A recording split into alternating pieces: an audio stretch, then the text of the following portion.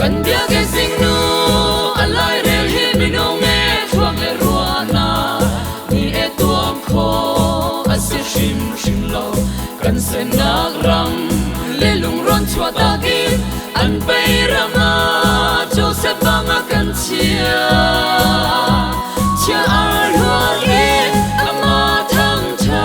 nan bia run in kan bai liao a kan phun kan tok lo in bia run in akan peke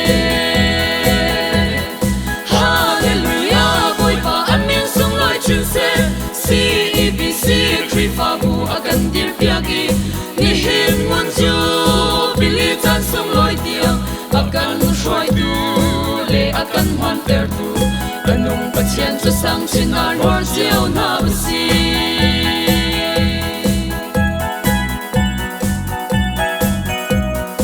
izan mong man lo mun lem ha akan joy i akan chia tu boy chung nung cho thang cha tu si put lau kha chua apun put in pe tu le tharau in akan chong tu boy ba cho le chiang de ru le na chia len te tel ji na sai on ka bang in ni hin ni tiang akan shoi tu boy chung nung hallelujah boy pa amin song loi chin se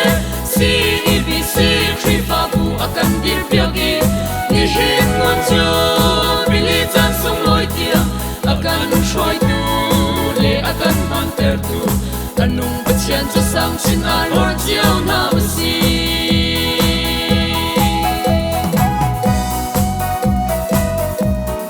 an chin pe sa tha ti buat bang in tak sa le tharau in dam lo mi cha a dam na sin ter lo Joseph rol ro bang in mi ki tom na ke tang rol ke tu bu kan si ter mu le bang non ka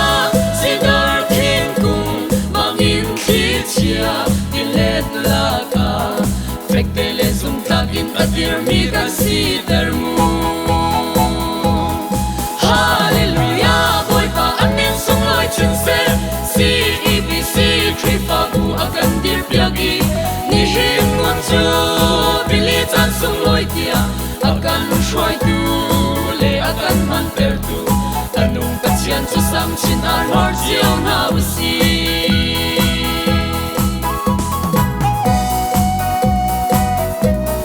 chung hong e bang boy de dir mi e tree fa bu CEBC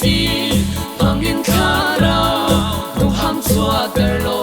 ga chu ti thu mi tu khal ga de zo na kun chak in kan han piak ram nam ram chung ram le mi pun pi cha dor na kha de kan si ter lo apui kling mi alam kipin kan thang ter sham hallelujah boy pa amin song loi chin se CEBC tree fa bu akan dir piagi ni hin ngon ju bili tan song loi dia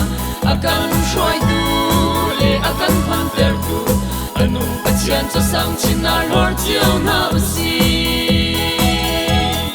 anung pathian cho sang chin ar hor jiao